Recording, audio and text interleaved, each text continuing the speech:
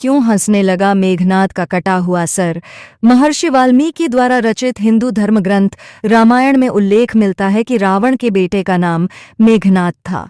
इंद्रजीत भी था। दोनों नाम उसकी बहादुरी के लिए दिए गए थे। दरअसल मेघनाद इंद्र पर जीत हासिल करने के बाद इंद्रजीत कहलाया और मेघनाद का मेघनाद नाम मेघों की आड़ में युद्ध करने के कारण पड़ा। वह एक वीर राक्षस योद्धा था। मेघनाद श्रीराम और लक्ष्मण को मारना चाहता था। एक युद्ध के दौरान उसने सारे प्रयत्न किए, लेकिन वह विफल रहा। इसी युद्ध में लक्ष्मण के घातक बाणों से मेघनाद मारा गया। लक्ष्मण जी ने मेघनाद का सिर उसके शरीर से अलग कर दिया। उसका सिर श्रीराम के आगे रखा गया। उसे वानर और रीछ देखने लगे। तब श्रीराम ने कहा, इसके सिर को संभाल कर रखो।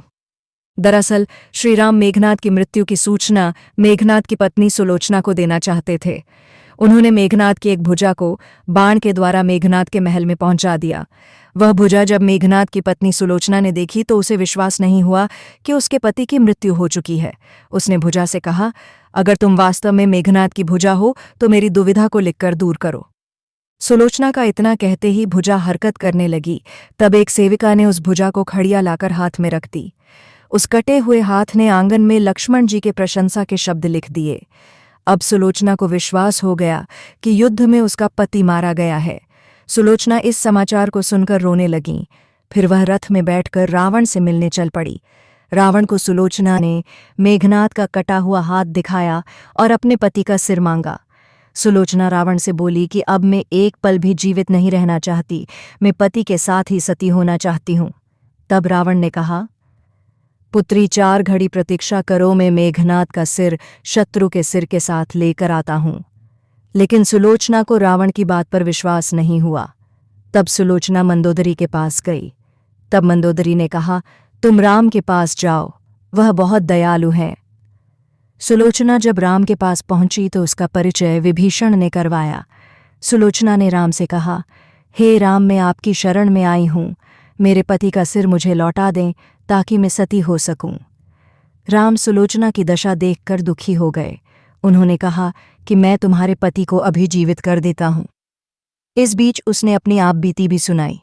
सुलोचना ने कहा कि मैं नहीं चाहती कि मेरे पति जीवित होकर संसार के कष्टों को भोगें। मेरे लिए सौभाग्य की बात है कि आपके दर्शन हो गए, मेरा जन्म सार्थक हो गया, अब जीवित रहने की कोई इच्छा नहीं। राम के कहने पर सुग्रीव मेघनाद का सिर ले आए, लेकिन उनके मन में यह आशंका थी कि मेघनाद के कटे हाथ ने लक्ष्मण का गुणगान कैसे किया। सुग्रीव से रहा नहीं गया और उन्होंने कहा, मैं सुलोचना की बात को तभी सच मानूंगा जब यह नरमुंड हंसेगा। सुलोचना के सतीत्व की यह बहुत बड़ी परीक्षा थी। उसने कटे हुए सिर से कहा, हे स्वामी, जल्दी हंसिए, वरना आपके हाथ ने जो लिखा है उसे ये सब सत्य नहीं मानेंगे। इतना सुनते ही मेघनाद का कटा सिर जोर जोर से हंसने लगा।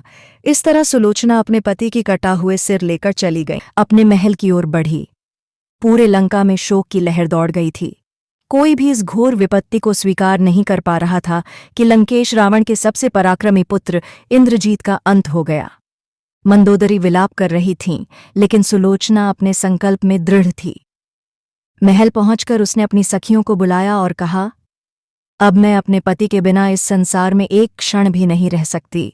मेरा कर्तव्य अब उनके साथ जाना है। मेरी अंतिम यात्रा की तैयारी करो। सुलोचना ने पवित्र वस्त्र धारण किए, अपने केश संवार कर सुगंधित पुष्पों का वंदन किया और अपने पति के शरीर के पास आकर बैठ गई। लंका में शोक और रावण की पीड़ा। इस बीच रावण को जैसे ही ज्ञात हुआ कि सुलोचना सती होने जा रही है, वह महल की ओर दौड़ा। उसके लिए यह एक और असहनीय आघात था। उसने सुलोचना को रोकने का प्रयास किया और कहा, पुत्री, तुम मेरी पुत्रवधू हो, मैं तुम्हें अपनी संतान की भांति मानता हूँ।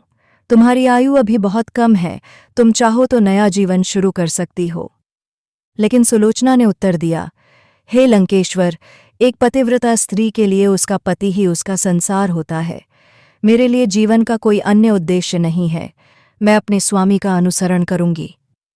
रावण के पास कोई उत्तर नहीं था। उसकी आंखों में अश्रु छलक आए। वह एक शक्तिशाली योद्धा था, लेकिन आज वह अपनी पुत्रवधू को रोकने में असमर्थ था। अग्नि में प्रवेश और सतीत्व की विजय। अब सुलोचना अपने पति के पार्थिव शरीर के पास बैठ गई। उन्होंने अपनी सखियों को आदेश दिया कि एक विशाल चिता तैयार की जाए। जब चिता जल उठी तो सुलोचना ने अपने पति का सिर उनके धड़ से जोड़ा और प्रणाम किया। उसने अग्नि को साक्षी मानकर प्रार्थना की, हे अग्निदेव, यदि मेरा सतीत्व सच्चा है, यदि मैंने अपने पति के अतिरिक्त किसी और का मन, वचन और कर्म से स्मरण नहीं किया, तो कृपया मुझे मेरे स्वामी के साथ स्वीकार करें।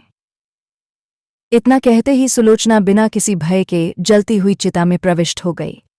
जैसे ही उसने अग्नि में प्रवेश किया, एक दिव्य प्रकाश फैल गया और देवताओं ने स्वर्ग से पुष्प वर्षा की। देवताओं का आशीर्वाद और अमरत्व की प्राप्ति। देवताओं ने सुलोचना के सतीत्व को प्रणाम किया और कहा, हे देवी, तुम्हारा त्याग और भक्ति सदा अमर रहेगा। तुमने अपने पतिव्रत्य धर्म की पराकाष्ठा को सिद्ध किया है। तुम्हारी कथा युगों युगों तक संसार में प्रेरणा का स्रोत बनी रहेगी। इसके बाद सुलोचना और मेघनाद की आत्मा एक दिव्य स्वरूप में प्रकट हुई और स्वर्ग की ओर प्रस्थान कर गई।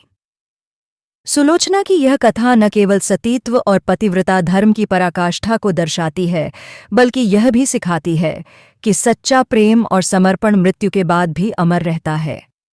उसकी भक्ति और त्याग की गाथा युगों युगों तक स्त्रियों को अपने धर्म और कर्तव्य की प्रेरणा देती रहेगी।